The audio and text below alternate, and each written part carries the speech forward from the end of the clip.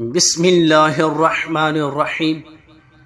میرے محترم بھائیوں اور دوستوں، حضرت ابراہیم علیہ السلام کے دو بیٹے تھے، اسماعیل اور اسحاق علیہ السلام۔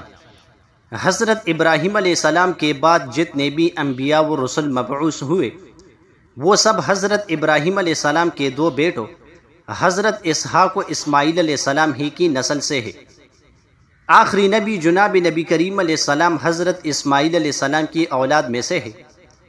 جس طرح حضرت اسماعیل علیہ السلام کو اللہ کی راہ میں ذبح کیا گیا اور ان کو ذبیح اللہ کہا گیا ہے، جناب نبی کریم علیہ السلام کے دادا خواجہ عبد المطلب جو خانہ کعبہ کے متولی اعظم اور قریش کے سردار تھے، انہوں نے ایک مرتبہ یہ منت مان لی تھی کہ اگر اللہ نے مجھے 10 بیٹے دیے تو ایک بیٹا اللہ کی راہ میں قربان کر دوں گا۔ اللہ تعالیٰ نے عطا کر دیے۔ اب یہ منت کو پوری کرنے کے لیے خواجہ عبداللہ کو ذبح کرنے کے لیے چلے۔ خاندان و قبیلے کے لوگوں نے اور دیگر بھائیوں نے بھی اصرار کیا کہ ایسا نہ کرے، مگر وہ وعدے کے پکے تھے، اور چونکہ جاہلیت کا دور تھا اس لیے اس طرح کی منتیں بھی مانا کرتے تھے۔ خواجہ عبد المطلب بھی منت پوری کرنے کے لیے بضد تھے۔ لوگوں نے مشورہ دیا کہ ایسا نہ کرے، بلکہ مکہ سے باہر ایک کاہنہ اور جادوگر عورت رہتی ہے، اس کے پاس چلے، شاید کوئی راہ نکل آئے۔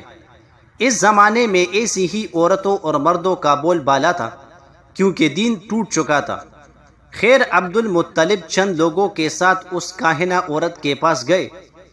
اس عورت کا حلیہ ایسا خوفناک تھا کہ اس کو دیکھ کر آدمی ڈر جائے۔ خیر، اس سے پوری صورتحال بیان کی تو اس عورت نے کہا کہ 10 اونٹوں کو ایک طرف رکھو اور عبداللہ کو ایک طرف اور کرہ اندازی کرو۔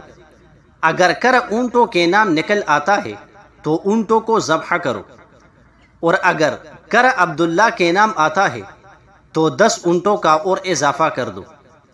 اس طرح اضافہ کرتے رہو۔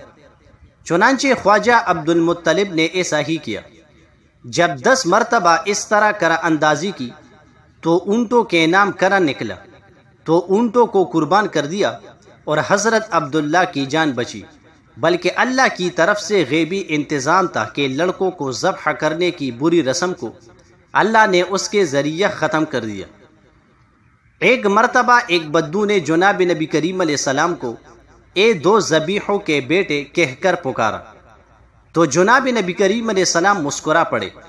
تو صحابہ نے عرض کیا، یا رسول اللہ صلی اللہ علیہ وسلم، 2 ذبیح کون ہے؟ تو جناب نبی کریم علیہ السلام نے فرمایا کہ ایک ذبیح تو حضرت اسماعیل علیہ السلام اور دوسرے ذبیح میرے والد محترم عبداللہ۔ گویا یہ غیبی انتظام تھا کہ جس خاندان سے خاتم الانبیاء کی ولادت ہونے والی ہے وہ خاندان شروع ہی سے قربانیوں والا ہو۔ یہ کوئی معمولی خاندان نہیں ہے، بلکہ اپنی جان اور مال کی قربانی برابر دیتا آیا ہے، اور بعد میں دین کی خاطر عظیم الشان قربانیاں پیش کرنے سے کبھی بھی دریغ نہیں کیا۔ جزاک اللہ۔